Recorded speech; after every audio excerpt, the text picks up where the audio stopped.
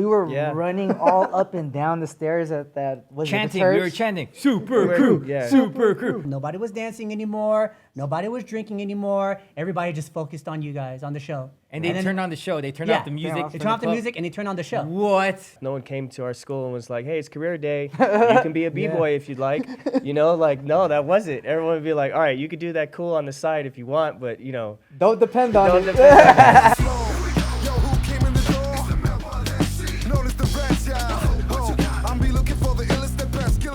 What's up, everyone? I'm B-Boy Ronnie. Welcome to DISTRCT Talks, a podcast where we're going to be discussing the evolution of breaking with some of my favorite breakers who have made an impact in the scene.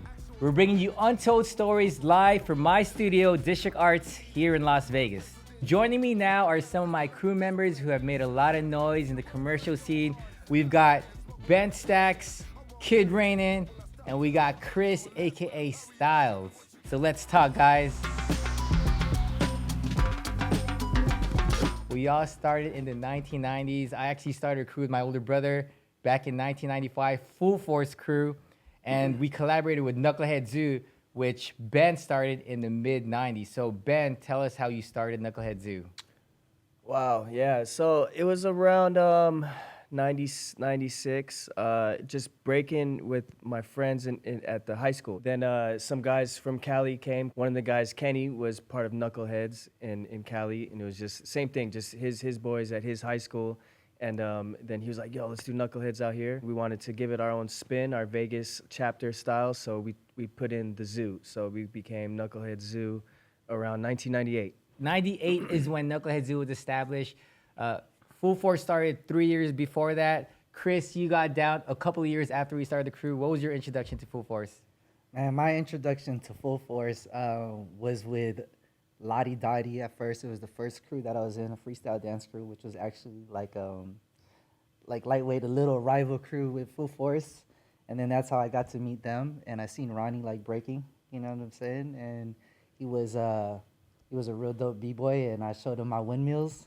I really did. This is like at a true story. This is a true story. It was at our friend's 18th birthday. Yeah. He basically auditioned for Full Force, 16, guys. 16. It was probably like 16. Oh, 16? Yeah. Like we were in high school. We were in high school, and I showed Ronnie like my windmills, and he's like, man, come over to the house and practice. After that, I was there every day. That's so crazy. Raiden, what was your introduction to Full Force? Because you were actually living in California at this time. Yeah, well, my introduction to Full Force when I was living in San Diego was probably like 99, 2000. I've always known about Full Force because I knew you guys were a crew from Vegas. I started breaking the same year as you, was 92, and I was in different crews in San Diego. And then luckily I was able to battle with you guys at Out for Fame West Coast Finals. And this was the year 2000, guys. Yeah. This was over 20 years ago. So coming up in the 90s, we actually had a headquarters. It was our Full Force headquarters. It was actually at my parents' house. In our attic, it was at a loft on a street that everyone knew. It was 9th Street. And if you grew up with us here in Vegas, you would know this attic and this practice spot because a lot of breakers in the scene. There's a lot of history here. So what was your guys' memories of the 9th Street house? I remember Chris was like, hey, we're going to practice at Ronnie's house. So I'm thinking it's going to be like a garage practice. And as soon as we get in, we get to meet your whole entire family. Yeah. First, as soon as you walk inside. And then they're like, oh, yeah, it's in the attic. Take off your shoes. And I was like, in the attic? So we started walking to your attic with our shoes off. And then we just see all you guys sitting in a circle working on different moves and rounds. And I remember it was like, you guys have to keep it down, though. Don't stomp too much. Because, don't want, my parents to get upset. Yeah, we would get yelled at if we were too loud, which explains why we're so light on our feet. Yeah. Dude, like back then, it was like, it was really us trying to break as quiet as we can. But of course, me though, boy, I was the main stomper in that house, Chris is the reason why we would always get in trouble. Real talk. Yo, his aunt would always be like, Ronnie, stop breakdancing. And be like, Chris, stop stomping. I'm like, bro, I'm just starting out, man. I'm still brand new to the game. Well, from what I remember, you had your own phone line. And when we were, because me and Eddie did a lot of footwork, so we were making a lot of noise. And I just remember you getting the call. Huh? Yeah, okay. All right. Hey, guys, my mom just called right now. You guys got to keep it down. you know what is crazy, though, to really think about, like, the 9th Street house is that, like, all of the iconic people that would go there. Man, you had people like Ivan go there. Yeah. We had like Iron legends, Monkey. legends in the scene that have been to Yeah. the house. We had Iron Monkey go there, you know, and I just remember everyone would come in and we would be breaking to like NSYNC and stuff, and they'd just be like, "What the heck?" That One was thing your I other bachelor remember house. about the 9th Street house was the pan de sal. Because So you remember the food? You know, because yeah, it was a Filipino household, and I remember, you know, the first time I had that pan de sal, I was like, dude, what kind of bread is that? Like, I've never had that, you know what I mean? And I remember sneaking down and being like, oh, I'm gonna get an extra roll. So, have you guys ever seen some missing rolls? Yeah, we had That we was had a me. jar of panisal, which is this Filipino bread, and we'd always have to restock it because anytime we'd have friends come over, they'd always be eating from that jar. I think one of the things that I remember the most with Benamar was that when I first met him, of course, was in your guys' attic, and you were telling me, you're like, hey, watch his flips. And I'm like, what do you mean flips in here? Oh, I You can remember do flips that. in the attic? This is, And I was he like, what are you did. talking about? Like, your mom's gonna get mad. And he did his twist psh, and landed super light. And I was like, how do you do that? And he's like, I told you, huh? I told you, that's crazy. I think he did a flip off the wall too Yeah. in my attic as well. Yeah, Didn't yeah, make yeah. no But it was noise. no noise ever whenever I used to see Ben flip in the attic. Yo, I think about like that's something about Vegas B-boys because we practice a lot in carpet in our living rooms and things like that. So I was really used to just trying to be super light on my feet and then practicing at the attic and things like that. So yeah, we were able to actually gain some kind of skill from that. I feel like, you know. It is crazy that just that part of our history kind of almost defined our style. I mean, for me, coming not from Vegas, right? Coming from the outside of San Diego, going into your guys' practices and seeing how you guys session, it was different for me and Eddie. Because we never, like for us, like to see you guys in the circle working on transfers with your shoes off. Right? To me, that was weird. I was like, none of y'all are doing top rocks, none of y'all are doing footwork right now. Everybody's just sitting in a circle, we're sitting on your butts and doing this stuff. But it was to the point where I was like, yo, but that's actually kind of dope. Hey, can you do that on normal floor? And then when you guys finally get like in the ciphers, it's like, oh, that's crazy. You know what I mean? That's very true. Yeah, 'Cause we had it a was its own different style, We had a yeah. different approach to training and practicing. Yeah. And imagine for me, because I lived in San Diego and we would train together between me and Eddie. So that's why I was able, you know, I learned probably top rock and footwork and stuff. So I would always like come back home and be like, hey guys, you know, we got to do this. We should learn foundation or something a little bit more. Do choreography because we were all doing like choreography and dancing and stuff. So Yeah. I would try to like tell these guys, choreography, man, let's do choreography. Yeah, I remember that. I remember. But people would look at Chris it was as always weird. bringing like the gems from Cali. You know, whatever was going down. You Yeah. know, Chris would come from Cali and tell us about it. And we're like, Chris, oh, Chris, snap, yeah, you were know? the bridge to like the Vegas, California, Southern California gap.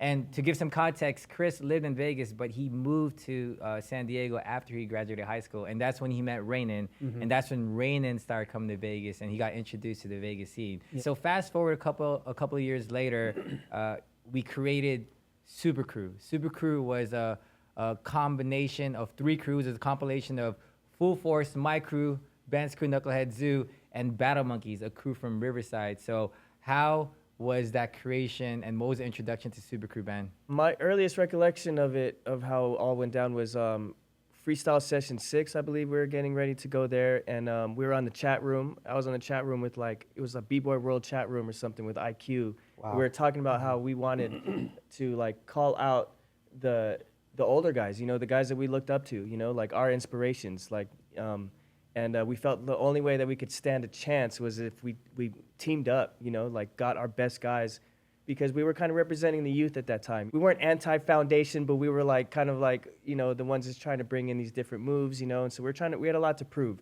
So we, you know, we kind of formulated that idea when we got to the jam, you know, we said, let's do this. And I remember we started calling out everybody from like everybody. Like, That you was guys remember crazy. who it was? Like, you know, LA Breakers and guys from Massive Monkeys. Massive. Guys. Yo, the Key, cipher Circle that I of remember, you guys Fire, called out Circle, Havocoro, Massive, and Flow. We were Yeah. running all up and down the stairs at that. Was Chanting, it the we were church? chanting, Super We're- Cr3w, yeah. Super Cr3w, Yeah. which is crazy because we still make this chant till We this still day. do this chant. And, you know, we had people chanting behind us too. We kind of built like this energy, you know what I mean? We built a fan base. We built a fan base. We were yeah, the you're right. underdogs. We were the underdogs Yeah. that never won, but we were the people's champ. Wow. Yeah, We was and- really the underdogs.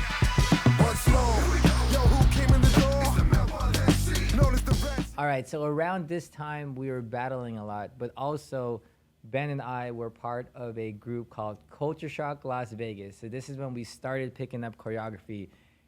At the same time, Chris and Rainen were also part of Culture Shock San Diego. Yeah. And I remember this was a time when a lot of choreo crews were trying to implement b-boys and breakers in their team. So around 2003, that's when Jabbawockeez was founded. So Rainen, could you kind of elaborate on that story? Within the breaking scene, there was this dance collegiate scene that was happening all around the same time. And I would say during about 1999, or even before that, you would never really see any type of foundation or breaking, even like breaking itself, in any of these dance companies or any of these dance crews. Yeah, I would give you guys credit, by the way, for being the hybrid, you know, the first hybrids. Yeah. B-boys that could actually do real choreography. While we were doing choreography, Chris would see us at open practice, but he would also see us at rehearsals, and he'd be like, hey, I want to be a part of that. And then that's how we all started linking up and clicking together, making up routines, choreographing together. Because by the time we got on Culture Shock, it was like you're the dancers, but then you're also the b-boys. And the b-boys had to come up with something amazing all the Yes. time. Once that happened, a lot of dance crews started putting Having, yeah, breakers yeah. and b-boys in their dance companies, which was good. It kind of evolved it a little bit. But then by that point in 2003, or before 2003, you know, we had our friend Gary Kendall, who passed away, rest in peace. He was from the Bay Area, but he was a lot older than all of us, and he was the one driving from the Bay Area to San Diego all the time. And whenever he would link up with me, Chris, and Eddie, he would dance with us, but tell us about Kevin and Joe and all them in the Bay and the Sacramento. He would then drive up to the Bay Area and Sacramento, tell them about us. And just through our dance community, we just started always meeting up and dancing with each other. 2003, we started Jabbawockeez. At the time, there was like groups of 50 people, but you always just focused on one guy in your dance company. And the main thing that Kevin and Joe said is, we don't want to do that. Let's cover up our faces, so you're just focusing on the art, you're focusing on the dance, right? That year in 2003, a lot of people gravitated towards it, and we were just kind of in awe by it, you know? And I also remember just commercially, a lot of people wanted to see more dance on TV. So whether or not it was a music video or a movie, Yeah. You Got Served came out around that time. Step Up, which you guys were featured in. So this was an era where dance in general was really catching a lot of attention in the Right. mainstream. And then there was a point when reality shows started becoming a big hit. And then I do remember a big show that our crew member Dunak told me about that was about to hit MTV was a show that they were working on, America's Best Dance Crew, which is kind of crazy too, because I have a little bit of backstory about the whole birth of America's Best Dance Crew. My crew member Dunak had just got done winning Star Search. He won it 3 times in a row, so he's really big in the Hollywood scene.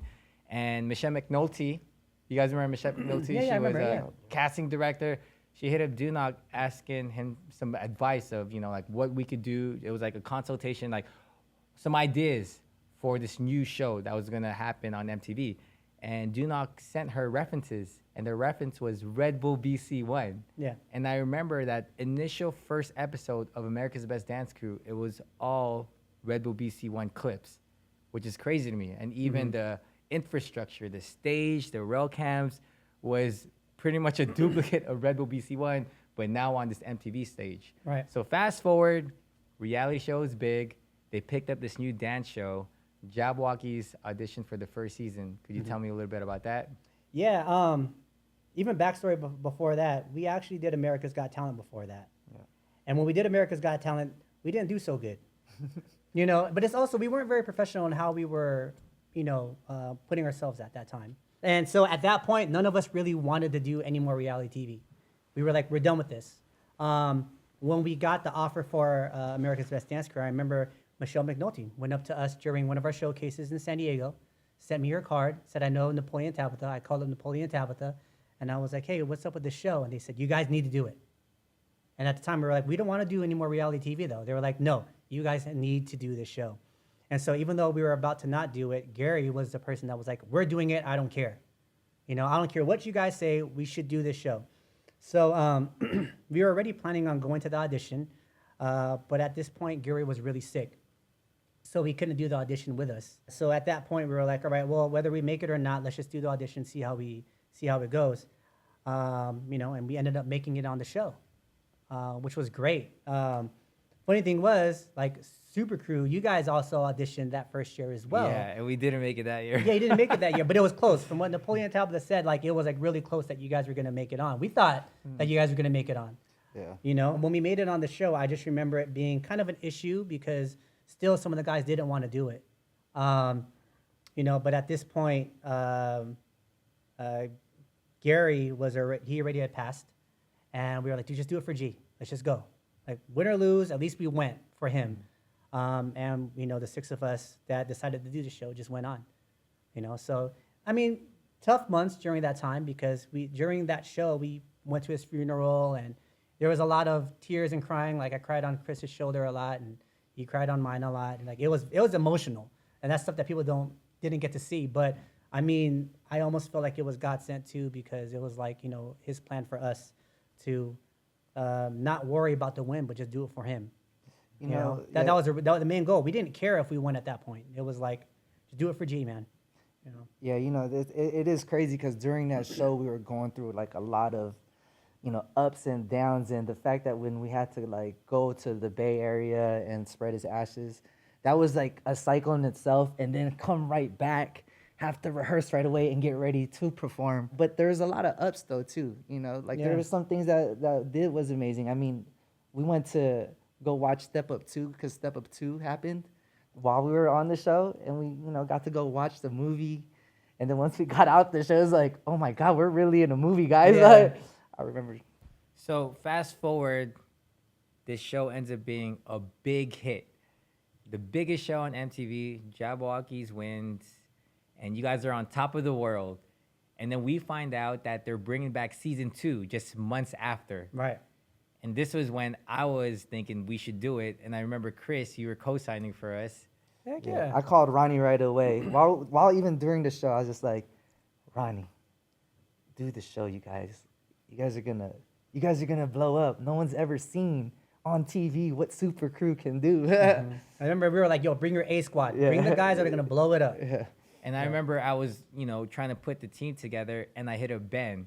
And Ben's introduction to ABDC was watching, I think, just the finale. You didn't even watch the whole season, right? Yeah, I honestly didn't really know much about what was going on during the season. Like, I wasn't watching, but I had heard, like, oh, there's this show going on, and the guys are on it. I was like, oh, dope, because we were doing the Planet B-Boy thing. So we were, like, in New York and doing this press stuff for the Planet B-Boy documentary. Knucklehead Zo. With Knucklehead Zo. Right. So that part of Super Crew in the first year that they auditioned was missing from the Super Crew formula, you know? Yeah, the zoo wasn't there during that The this zoo year. wasn't there in the first in the first year audition. Yeah, so I think to be honest. like everything worked out so perfectly, you know. And then and it would have sucked to have to be on the same season as the Jabbawockeez anyway, right? So the second season came.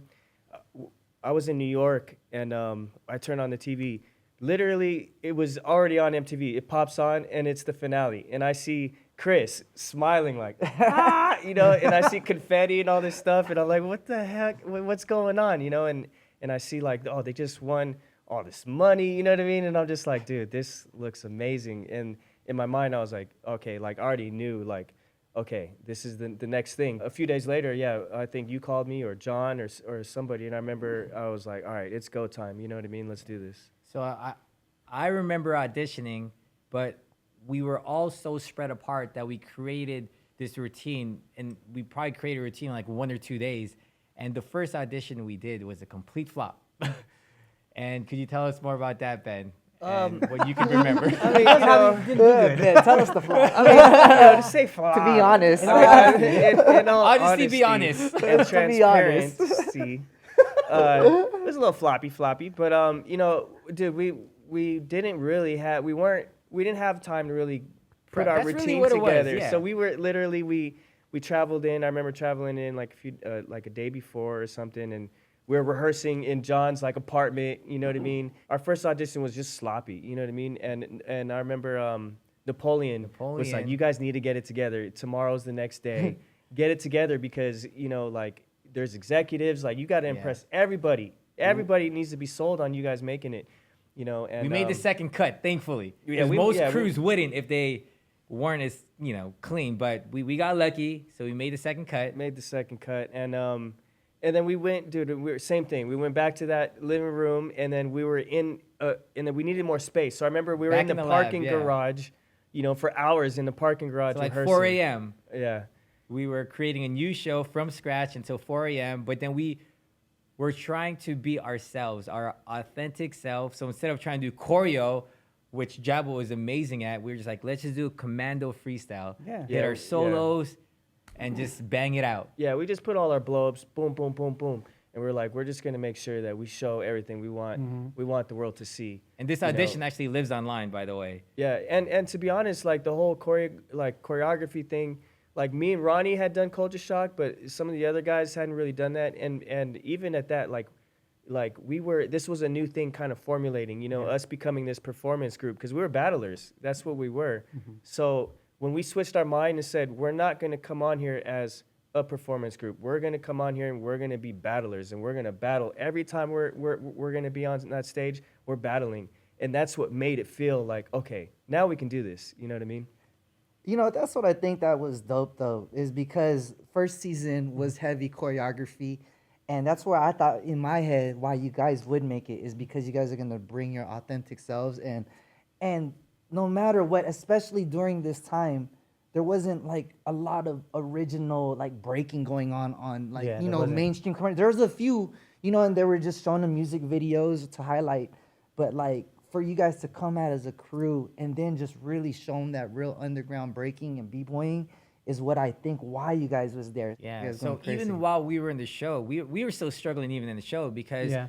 you know, the judges, we were always put in the bottom. And the way the show worked was if America didn't vote for you and you're in the bottom, then it would be you up against the other crew that got a lower score. And you would have to basically battle it out. Whoever had the best show, the judges would vote for the crew that they would keep on. Yeah. And we were in the bottom 3 times, right? Yeah, we we And were. we made it out every time. We made it out to the end. Even in the middle of the season, I remember getting a call from the guys from Jabbawockeez because we just done the Busta Rhymes challenge. Oh, yeah, we were in Hawaii. You guys were in Hawaii. So and just so you guys know the story, what happened is, you know, we're touring at this point, right? And we're in Hawaii, and while we're in Hawaii, we ended up stopping at a club in Hawaii. So while we're there, everybody's like, yeah, we're having, you know, drinks, having a good old time. And in the TV, or no, Chris goes, oh shoot, yo, ABDC's on. We should watch it to see you guys. And literally told the person at the club, hey, can you change it to like what you guys are seeing on the screens right now, which is like, you know, What? some ambiance. In the middle Can you of the put club? on ABDC? Facts. Yeah, yeah. So they put it on. Everybody stopped what they're doing in the club. Nobody was dancing anymore. Nobody was drinking anymore. Everybody just focused on you guys, on the show. And they then- turned on the show. They turned yeah, off the music. They from turned off the club. music and they turned on the show. What? Let's so, go. And so we were watching the show, and when you guys killed it, everyone went crazy. Ah! What? Right? And they're like, Yeah. yo, that's Super Cr3w, give it up for Super Cr3w. And then all of a sudden, music came back on. Yeah, And that's when we called you guys. We were like, yo, y'all killed it. Yeah, That's so dude. crazy. And fast forward, right before we won, we made it to the finale, by the way. And at every finale, they air that live. And before the live finale, they always have to do like a tech rehearsal for the winning ceremony. And we were in the finals against a crew from Houston, Texas, and they were called So Real. So Real. So real. And they had a huge fan base, so we Yeah. really didn't know if we had a chance against them. But during the tech rehearsal, when they had to do the winning ceremony, they had to do one where we lose and one where we win. And they came out with a trophy, and the trophy was a B-boy. And I felt like that was a dead giveaway. Was it not, Ben? It just felt like it was ours. It was like, there's no way they're not going to give that trophy to us. And the craziest thing is this was just tech, so this is hours before the live show. And honestly, I still think about that, and it was just a surreal experience, which is funny because we beat a crew called Surreal. and you remember, tell us more about that experience, Ben, when we won.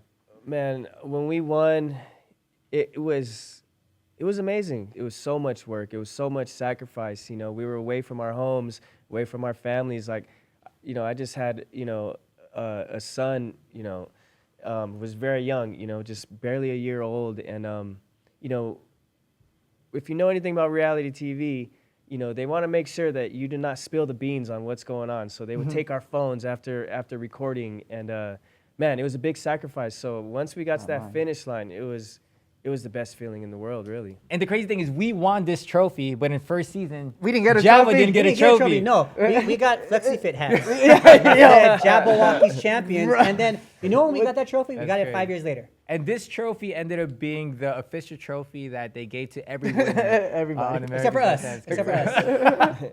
Except for the first winner. All right, so we end up winning. Super Crew wins the year, season 2. Jabbawockeez wins season 1. We literally have 2 weeks off. Yeah. And then we go back into rehearsal for the America's Best Dance Crew National USA Tour. And we got to share a tour bus with Jabbawockeez, and it was That was like a lot the of fun. Super That was Walkie fun. experience.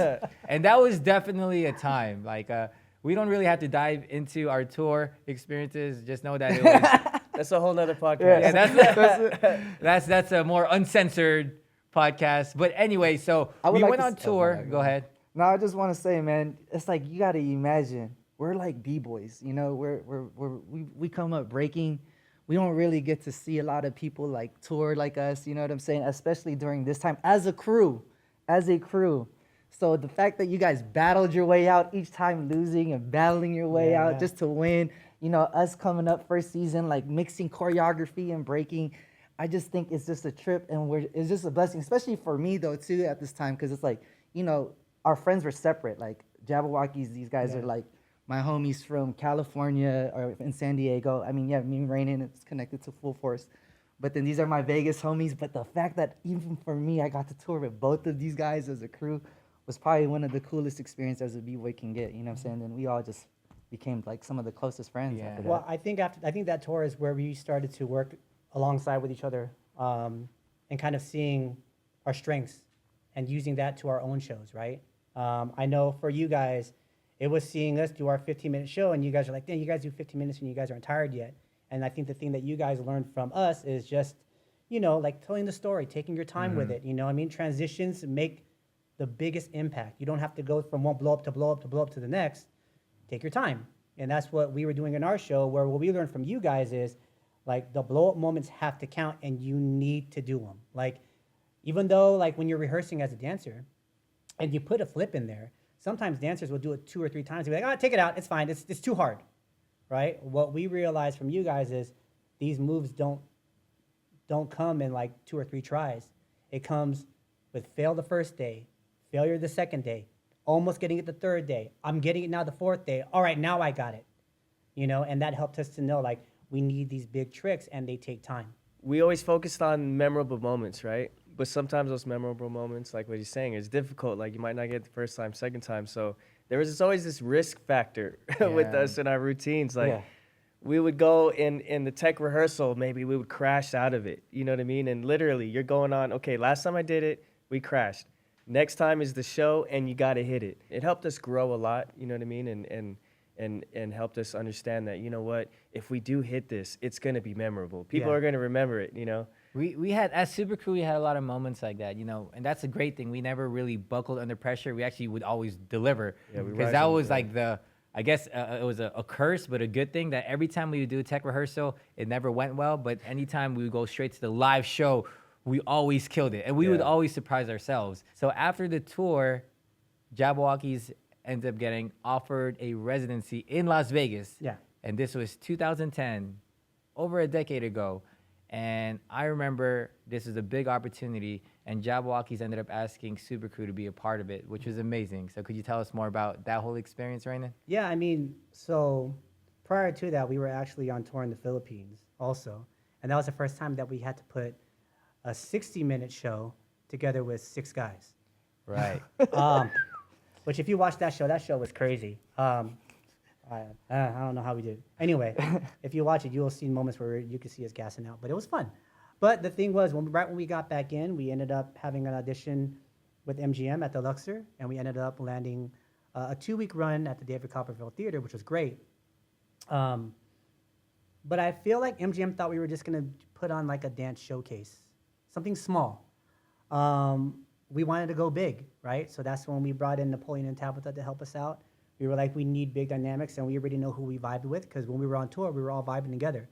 We were on the same tour bus together. We were always on the same dressing rooms together. We went out together. We were practicing together, sessioning with each other, learning so much from each other that it was it was like second nature for us to bring you guys on to work with us and to be a part of the show.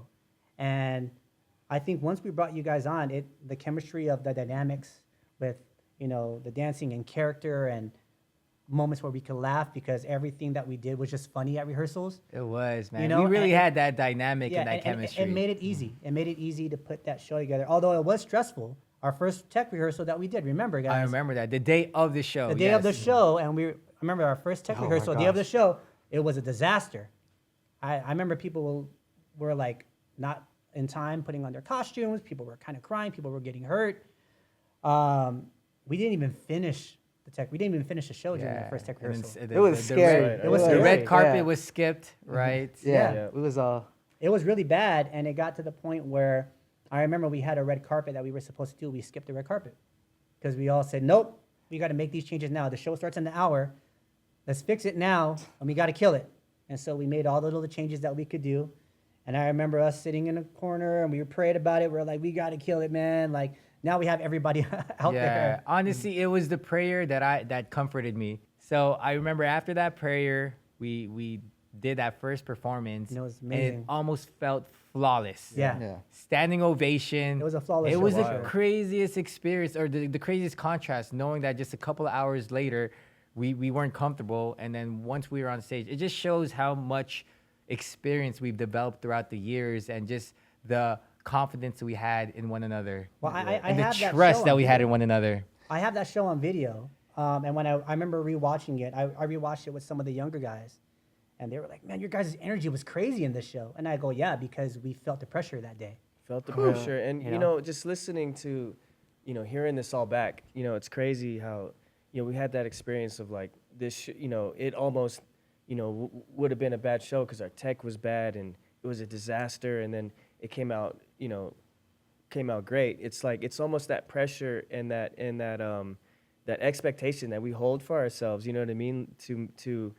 To take something that is like, yo, it's not going well, to turn it into something great. You know, it's like that. Pressure It makes felt diamonds, right? like game time. Like this is war. We had something to prove. You know what I Yeah, mean? yeah. And we wanted to make history. You know, and that's what it was. And it felt like that. And I think that pressure helped us. You know, pressure makes diamonds, right? And I think Bro, that's what it if was. we didn't do good, No, we we fucking wouldn't not make- even have a nah. show. So the fact that it was good and that pressure, man, what I'm even listening and learning right is you just gotta commit, like regardless of like Yeah, we've just gone go through so for it, many man. downfalls. Like even sitting with you guys here, you know, later after all this, and it's like all those little situations of, you know, whatever, and everyone as an individual, and then people gotta come together as a crew, and then there's crew, you know, stuff that you gotta go through. But the fact that we fought through it and still, you know Keep what I'm saying, is going. Yeah. Keep is going. amazing. If Just anything keep I going. learned in life is keep going, you know, because if Consistency. something Yeah. falls, you keep going, you know, you get back up and you figure it out. And like, yo, that show, like say those mistakes happen in tech rehearsal, some people might have been like, ah, screw it, just, you know, we'll just do it like that. But we were making those changes, those small changes, those big changes, those we're fixing everything until the moment that we got to go on stage. Yep. And that's what makes the difference. Man, I love being That's a what makes b-boy, the bro. difference. This It what I is. love. It is really the Yeah. b-boy mentality. I love it, bro, because being a b-boy, bro, and I really think of what it taught us, it just knows that learn foundation, commit, execute. You fail, keep going. And that's what I feel And like. you apply that to life, Yeah, and you'll apply it, succeed. What's wrong? Yo, who came in the door? Notice the best, yeah. You know what I just realized right now is that everything we've ever started back then, we're still doing it now.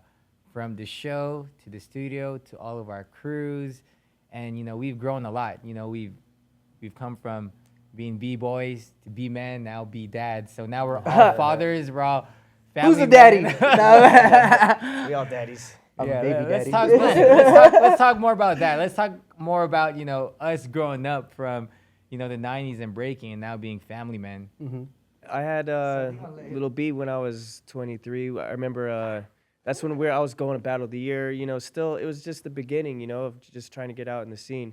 You know, we didn't really know that there was going to be a future in this, you know, and be able to be a father and still a professional b-boy / dancer and you know accomplishing those things, doing those performances, like I think we were starting to break that ground of like, you know what, you can be a professional at this. I remember actually in Brazil, people asked me about that, like, so this is all you do, is just break. You don't, what else is your work? And it's like, this is my work, and I'm providing for my family, and man, it's still such a blessing to be able to do that, because this wasn't, a career path. No one came to our school and was like, hey, it's career day. You can be a B-boy if you'd like. Like, no, that wasn't. Everyone would be like, all right, you could do that cool on the side if you want, but, Don't depend on don't it. depend on that, And you see it everywhere now, and it's so amazing, and of course, Them kids are amazing these days. Yeah. Being a breakdad is cool. I mean, like my son and then like Rainen's son, they come together. We make them do, like, when we come to practice, we make them at least do 10 rounds before they could play video games. Yeah. It's like Before they play Roblox? they might not want to break, but we, this is what we do together. It's our bonding time. So, Yep. and then they see all the other kids and they start breaking and showing what they do. I mean, our son, both of our sons, they did like they just won like a gift certificate for breakdancing, like a $50 gift certificate. Yeah, and they did like this whole routine where they It's did a like boom. boom, And they didn't even practice it because I was watching them. Yeah, They just yeah. go, hey, we got to do my son told me, he's like, yeah, Dad, I just told him we got to do something cool. They went out there, did their commando, and as a breaking dad, that was amazing. I went back to her and was like, yo, Rainen. They killed it, yeah. That's a tear moment. Yeah, it was. It was. I was think- like, it's the first thing he won. I think a great thing about, our generation, right, is we were told before, like, after you hit 20, your breaking career is over. Stop. But we didn't, right? Then it got to the point where it was like, yo, once you hit 40, you guys are done. But here we are at our 40s right now. Still winning. Still Free- winning, still having a fun Freestyle time. session champion right here. Rainen won the 40 and up battle. My Let's boy. go, let's go. But I mean, honestly, like, it was because of you guys, because when I see the people that I'm around still at it, not giving up, and not even not giving up, but still succeeding and striving towards excellence to what we do in this dance, like, how can you not be inspired by that? I'm happy to have that community with you guys. My boys don't dance anymore, but what I realized is it created such a great foundation for them. Anything they do now, they take it with a certain approach. So And then another thing too, like, think of it this way, right? From me and Chris, our kids, like, they go to district arts to learn from Uncle Mark and from our Marek, crew members. and from our crew Yeah. members, and they're there having a great time. They're learning from, a lineage that we were able to pass down. And that's what I love about just, even though the Full Force tree is our Full Force logo, I think that really represents the foundation of our Vegas scene. And even just what we've built as a crew and what Jabba built as a business, what District Arts built as an establishment here, we really created like this ecosystem that's spreaded honestly worldwide. Because even after we did America's Best Dance Crew, I remember certain B-boys telling me that they were booking jobs just based on the popularity of breaking being on the mainstream. And we thought we were going to catch heat for it. When we Yeah. were on the TV show, we thought that we were going to get hated on. Because you know how it is, man. I feel like breakers, B-boys, the B-boy, B-girl scene has the harshest critics. Yeah. And we won their vote. Like, we had people that were co-signing for us. I know K-Mel was like a fan of Jabba. He was like, on our side, even celebrities, Taboo was there at one of our episodes. So people were showing us a lot of love. And it just ended up becoming this thing where it was okay to have dancers and B-boys be the spotlight. Yeah. Not to be the background dancer, because that's what we were known to do. Your career as a dancer back in the day was, I danced behind Christina Aguilera. I danced behind Nelly Furtado. That's your highlight. That's it. And now your highlight could be even more. It's a realistic thing now for our kids to be able to say, I want to break as my career. I want to dance as my career. And for us to be supportive parents to say, yes, let's do it. What do you need? I know what you need to make this happen. Let's go, right? Because our generation, our parents didn't support that. You could dance, but you need to finish school. You could dance, but you need to be a nurse, okay? You need to go. Doctor! Be a doctor, lawyer, okay? Computer engineer. Computer engineer. which You is don't- still a good Yeah, idea. it's still a good Yeah, idea. yeah. I'm not saying that's a bad idea. That's great, but at least nowadays, It's not frowned upon, it's not frowned upon, It's no. not. And honestly, there was a time in the 90s where breaking was ridiculed. Yeah. And what was cool too, going back on our ABDC tour, this is the first time that crews were headlining their own shows. And we Headlining, had boy. celebrities and different artists. I remember in the Bay Area, we had E40 that opened up for our show, the ABDC tour. What's crazy though is that even just like me and Ronnie, you know, I known him since high school, like that Meek Mill line. I used to dream of times like this, and we used to always talk about all the stuff of like, hey man, what if we blow up one day, or what if we have a Vegas show or something? Because we used to see Mad Hatton. Remember seeing Mad Hatton with Remind and Crumbs, and we were amazed. And we after the show, we were like, man, what if we did that one day, type of thing. What's wrong? Yo, who came in the door? Notice the best, yeah. We're about to celebrate our Full Force 29th anniversary. How do you feel still doing exhibition battles at this age? The time has just gone by, right? Like this. And, you know, of course, you go through different injuries and things like that, but my body still feels good. I'm active. I perform, you know, full time. You know, we train full time. So it doesn't feel like I'm 40 years old, I guess. You know what I mean? But that's the truth.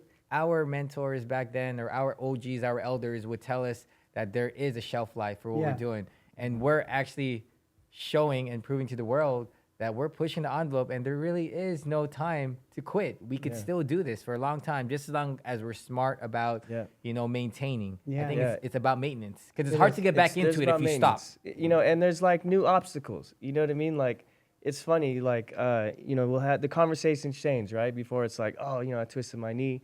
Now we're talking about like, I got arthritis. You know what I mean? And it's like, and, you know, we'll have conversations. And Rainen put me on game about certain, you know, knee pads or whatever, or, you know, braces or whatever to wear for that. And it's like, you just keep evolving, and it's like, you just keep pushing through. You know what I mean? Like, it's just, it's You dope. just got to keep going, type of thing. You know when you see somebody who hasn't braked in a long time and they're trying to get back in it, you're like, give it another month.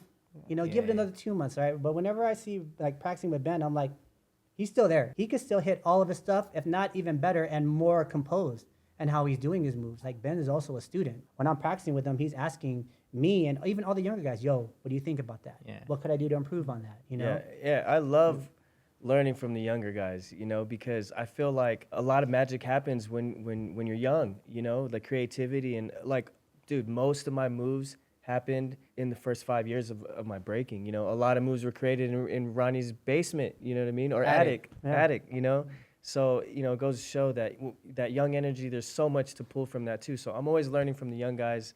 You know, they inspire me a lot.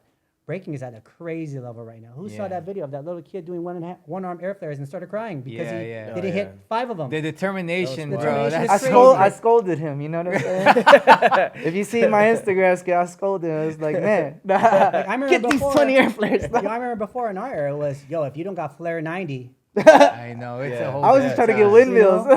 So we've been thriving as a crew for you know, close to 30 years next year with Full Force. What do you think the secret is for our longevity? Just being down to just be a good friend, and like, even if you do something wrong or that person does something wrong, you're willing to talk it out. People will always get mad at you or hate on you somehow, even in your closest friends. And sometimes you're gonna do the same to them. But what the cool thing is that you just try to cut your ego out the way, talk it out, and you'll probably get through it, man. If you don't, then not for you. Just step away. Step away. Rainen? Okay, first is, it's not that serious. Have fun, man. The fact is, any competition, you're only gonna get, one person's only gonna be happy. The person that wins, right? Everyone else is gonna feel like they got robbed, is gonna feel like they lost, or is gonna have some type of negative feeling towards it. I think the one thing that I've learned from all of us is, yo, just have fun. All right, I might have lost, it's cool. Next day, you know what I mean? There are times where I'm at practice and I just goof off with you guys just because it's just a fun time. You know, you gotta be able to let loose. If you can't let loose, then what's the point, right? There's a time to be serious, of course, because you have to make sure that you're on point. But, you know, if you're not having fun doing it, the longevity is going to be gone. If the only thing you're doing it for is to be the best and to just compete, trust me, it's going to die out within a couple years. And then you're going to be angry, and you're going to be that old school B-boy that's going to be complaining about the younger generation. That's just a normal thing to happen. That's something that we've seen in our days. I'm just happy with the environment that I'm always around, because I'm always around very positive people. I'm always around people that are striving for better, and not even striving for better, but striving to help out the youth and to do more than just to help themselves, you know? I also think it gets to a point, I always want to tell the younger generation, like, no, it's okay to leave at times if you need to focus on life. breaking is always going to be there. The community is always going to be there, and people forget that. Yeah, that's very true. I think if I had advice for people, I think you need to let people be themselves. You know how certain people are gonna act and how they behave or whatever. So you kind of and if you're their friend, you're gonna understand that about them, and you're gonna be patient, you know. And if they're mad at you, you know what I mean, just give us some time, you know what I mean. And Acceptance, I like yeah, that. acceptance, accept each other, and that's where you can really find people's like best qualities, you know, like you can put their best foot forward if you accept who they are, what their strength is, what their weakness is, and work with it and be a team and have fun, you know, just what like Rainen was saying. It's not that serious. It's you know, not that serious, man. Have fun. Yeah, it's not that We, serious. we ain't saving lives. I mean, we are, but in a different way. We in are. a different way. We are. And look, that's true. Only one person wins, only one crew wins at that certain jam, you know, but celebrate your wins. If you got past that first round, celebrate that. Hell yeah. We still feel like, dude, we killed it, and we would go celebrate because we felt like we won the jam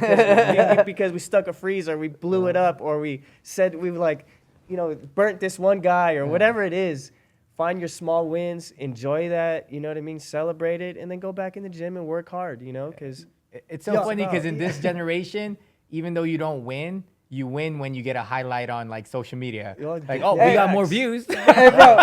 we But still for imagine the though, O's. Hey, remember doing it for the O's? Yeah. Oh, The but O's. back then I was though, addicted It was to about that. the O's. I was addicted How to many it. O's you could get. It didn't Before- matter if you won or lost. It was like if you get the crowd's O's. it's a Dude, wrap. Hey, that's before a social win. media though, it was if you got on the intro of freestyle session, you're That's a what it champ. was. That's Even what a it little was. clip, you know what I'm on saying? the videos, man. You're like, I'm a hip flip on freestyle session, man. Yep. Celebrate those wins, guys. Celebrate those wins. You get past the round, celebrate it. Yeah, you man. didn't crash, celebrate it, man, Celebrate because it. you put in a lot of work to that. And bro, it's hard to be good at breaking. Let's be real. There's guys been 7-8 years in it before they really start to shine, right?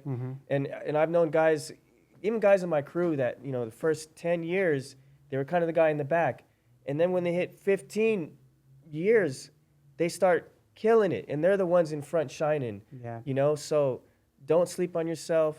Be patient with yourself. Be patient with your boys. Be proud. Have fun. Kill it. Let's Believe go. in yourself. Believe in Have your fun, crew. Yeah. Yeah. Believe in your dreams. So here's a rhetorical question. We've all won individually. We've all won with our crews. So honestly, speaking honestly, asking this question, what would you guys enjoy more? A solo win or a win with your crew? It's the crew for sure. For me, Yeah. I mean, The crew, for sure, man. the crew for sure, because it's not just you winning. It's not. all of your boys winning, and you Yeah. get to have such a good time with each other, man. And, It's the You know, after and party. you get to the share the after win. party. Yeah, you you get to do. share the win. Yeah, It's the after party. And I think It's that's so why fun. we're here because, although we're soloists, like we still enjoy each other's company. There's some people that don't even want to be in the crew and they want to do things on their own. Yeah. So I feel like we're all here for a reason. We're all here because we had each other's back.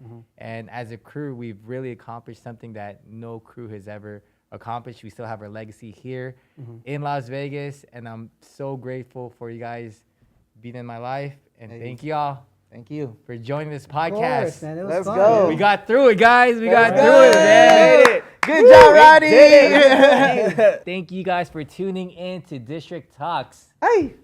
Peace.